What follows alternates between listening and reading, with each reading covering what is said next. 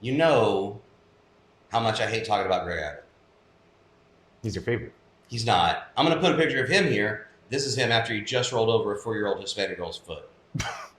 That's why he's laughing. I don't know if you... I don't know what picture you're showing. He's laughing.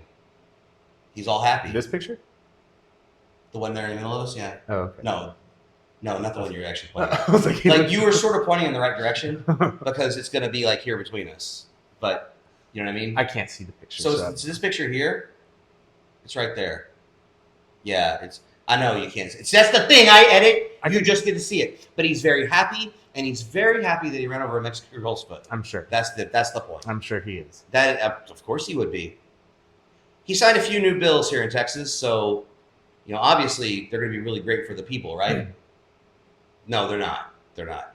So depends on which people. Instead of worrying about all the actual problems we have here in Texas, we've got a transgender athlete ban. So women's sports. They're calling it the Save Women's Sports Act, which is really ridiculous. And you have to compete in the designation of whatever you were born. So if a female at birth has to compete in female sports, and I would assume that means even if they're a trans man. So they've been on testosterone now for, let's say, 7 or 8 years, and you took out the women that were off of testosterone to add in men, people identifying as men that have been on testosterone now. It's really silly, and all you did was make the sport less fair when you were trying to make it fair. But that's not really what I really want to talk about the most. I want to talk a little bit about this labor regulation limit that we set. So we signed a new law that helps reaffirm the state as the exclusive regulator of commerce and trade in the state. The law targets local jurisdictions that have tried to enact their own regulations that are different from, like, the state. Yeah. So the law specifically affects ordinances that establish minimum breaks at work. In Dallas and Austin, for example, they have ordinances requiring construction workers to take 10-minute breaks every 4 hours due to the heat. Those are annulled. They don't exist anymore. So I know that on Sunday, it's supposed to be 105 degrees where we're at. On Monday, 104. You're telling me they're going to work out there in 105 degrees and they're not even guaranteed a break every 4 hours? That's silly. It's not silly. It's dangerous. We're going to kill somebody in this heat. I mean, I know a couple years ago we killed people in the cold, and that was also due to Republican policies. So I guess we're okay with I would say it's dumb to get rid of this rule. I'll agree with that. However, it's not incumbent on the state. It's incumbent on the companies to make sure that their workers are protected. So I will say I think it's a stupid idea. So it wasn't the state. It was local jurisdictions that said it. No, but it was the state that got rid of it. Why would the state need to undo that? That's what I'm saying. I don't disagree with you. Right. Yeah. I think it's stupid, but it's still on the companies to protect their workers. But it's literally just a middle finger to workers, which is, I get that's the Republicans' favorite sign. The favorite sign to workers is a middle finger. But there's no reason to do it except for the middle finger. No. That's stupid. That's a stupid idea. Then what is it? Why do it? Why not let Dallas enact some rules? Because they don't want everyone enacting all their own rules.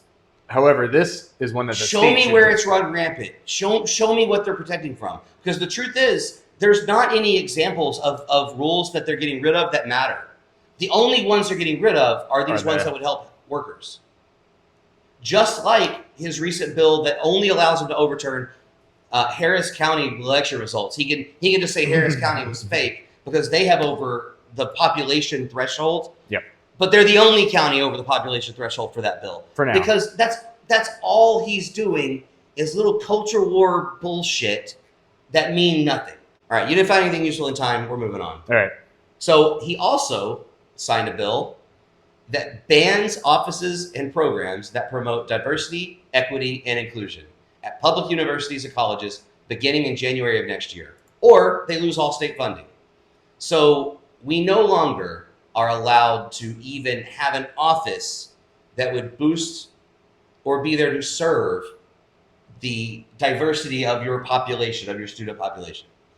That is asinine, and it's another one that serves no purpose except say, see, look, I'm not woke either. It's just him competing with DeSantis to be the least woke governor in America. it is a slap in the face to those universities. Texas is leading the nation in ensuring our campuses return to focusing on the strength of diversity and promoting a merit-based approach where individuals are judged on their qualifications, skills, and contributions. So the problem is, they even said in there that we're going to focus on the strength of diversity, but we're not. Because later on in the same sentence, they say that it's just based on qualifications, skills, and contributions. So we're actively ignoring diversity in favor of qualifications, skills, and contributions. Now, if you want your admissions to only be merit-based, I actually don't have an argument for you.